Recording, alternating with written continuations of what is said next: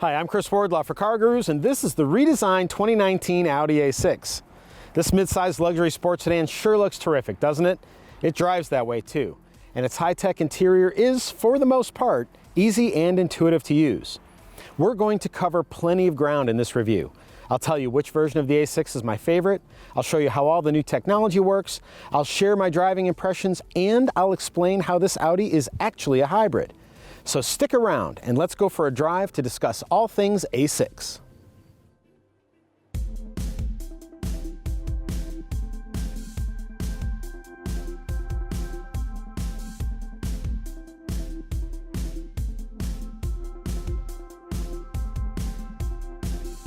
Right now, shortly after the A6 has gone on sale, Audi sells it with a single powertrain choice and in 3 trim levels called Premium, Premium Plus, and Prestige. They all have a turbocharged V6 engine, all-wheel drive, and an S-Line design treatment that gives the car a sportier look.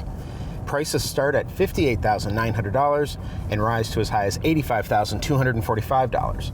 Those values do not include the quite reasonable $995 destination charge. My test vehicle has Prestige trim, Daytona gray pearl paint, the driver assistance package, the cold weather package, the sport package, and 21-inch wheels with 255/35 summer performance tires. The price tag for what I'm driving is $75,140. As terrific as my test car is, though, it's not the one I would recommend. Premium Plus trim gives you all the features you're likely to really want without paying more for extras that you really don't need.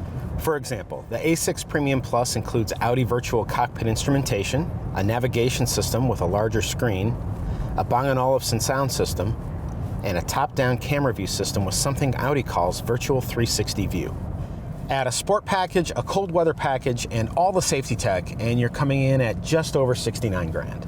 At a glance, you know this is an Audi. From its wide single-frame grille and HD matrix LED headlights with dynamic running lights, to its arcing roofline and horizontal animated taillights with dynamic signal indicators, the bloodline is clear. For 2019, the A6 adopts subtle swells for the fenders, which the automaker says are inspired by the original Audi Quattro. And the 21-inch wheels are just fantastic, all the more so because they're not painted black. I'm pretty sick of black wheels, aren't you? Still, I do miss the 5-arm rotor designs that Audi used to use. Moving to the interior, typical high-quality materials, sophisticated patterns and surfaces, refined color schemes, and close attention to detail are the rule rather than the exception. When you get into the new Audi A6, there is no questioning that you've entered a luxury car. The new A6 is really comfortable too, especially if you opt for the 18-way multi-contour front seats with several different massage programs. Though my test car has the standard front seats upgraded with ventilation, all they really lack is adjustable side bolsters to qualify as perfect. Basically, my test car offers more grip in corners than the standard seats can accommodate, so if you're getting the sport package and big wheels, you're gonna need better bolstering. In back, passengers are treated to comfortable seating, and my test car has the 4-zone automatic climate control system, as well as heated rear seats and rear window shades. It's also worth noting that Prestige trim includes acoustic window glass for a quieter cabin. Still, while Audi's midsize sedan is comfy, it sure does feel intimate. There isn't a lot of room in here for spreading out. That doesn't mean the car's uncomfortable though, just call it a tailored fit. Interior storage space is pathetic. If you tend to carry a bunch of junk around with you, phone, keys, a water bottle, or coffee thermos, you're going to run out of places to stash this stuff, and fast. And the trunk isn't what I'd call roomy because there's a lithium-ion battery stored back there. But more on that later in the review. Measuring 13.7 cubic feet, the trunk is narrow but long. With creative packing, a family of 4 could make this work for a week-long road trip. Where the A6's interior shines brightest is with regard to its technology. Audi takes a completely different approach to its infotainment system, trading the previous center console knob and buttons for dual touchscreen displays.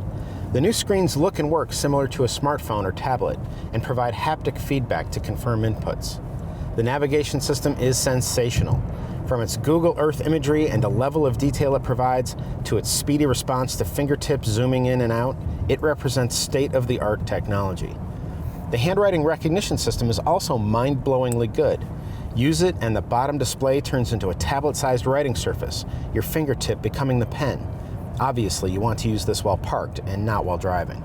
Better yet, you don't need to use it at all once you're over the novelty of it. And that's because the A6's natural voice recognition system is one of the best I've ever used. You can use it to change the climate settings. I'm cold. Make the temperature 72 degrees. I am increasing the temperature to 72 degrees Fahrenheit. You can use it to change the radio station. Change radio to Alt Nation. Alt Nation. You can use it to find your favorite burrito place. I'm hungry. Where's the nearest Chipotle? I am searching for Chipotle nearby. In many ways... Oh, sorry, I didn't mean to interrupt you there. In many ways, pushing the talk button on the steering wheel replaces interaction with the screens while you drive. In fact, it's so good, I don't even care that there aren't any physical knobs or buttons on the dashboard. Here's something else I love about the new A6. Audi does a better job with its digital instrumentation than any other car company. That's just my opinion, of course, but from the colors and resolution to the design and integration, Audi Virtual Cockpit is excellent. I'm also a big fan of Audi's Bang & Olufsen premium audio systems, and while my test car has the lesser of the two sound system choices, it still sounds terrific. My test car also has every driver assistance and collision avoidance system that Audi offers, and they work beautifully. The adaptive cruise control system is smooth, the lane keeping assist system is subtle, and the blind spot warning light is bright and easy to see. And the warnings don't blare and startle you into having a heart attack. In turn, this more natural integration of the technology means you're more likely to keep the systems engaged. Speaking of engagement, I love driving this car. To describe the driving dynamics, the words sublime and ethereal kept coming to my mind.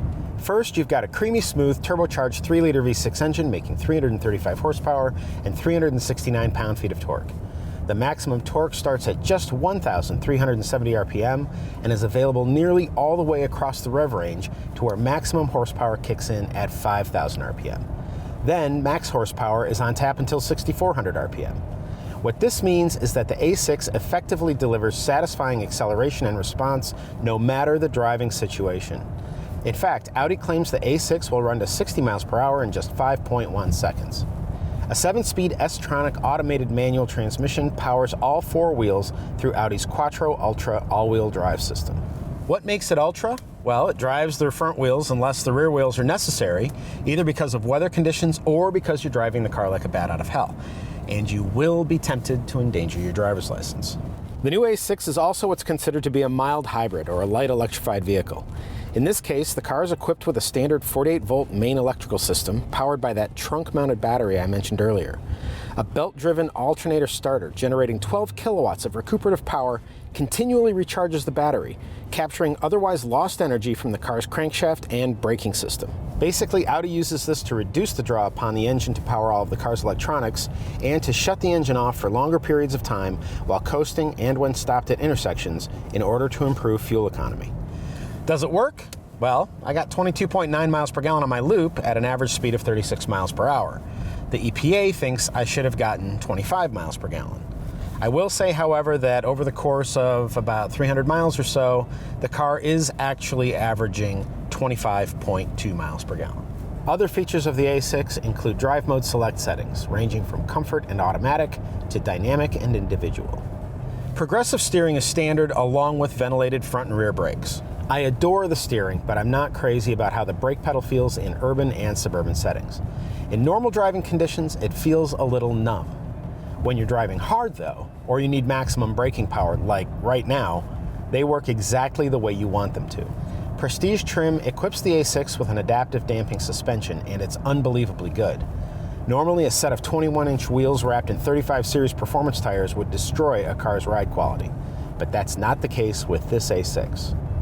Yes, you definitely get a taste of road texture, but you don't get beat up like you might in a different car with the same monster wheels on it. Instead, my test car straightened every back road between my LA suburb and Santa Barbara, and on more than one occasion I glanced down at the digital gauges and was surprised by just how fast I was going.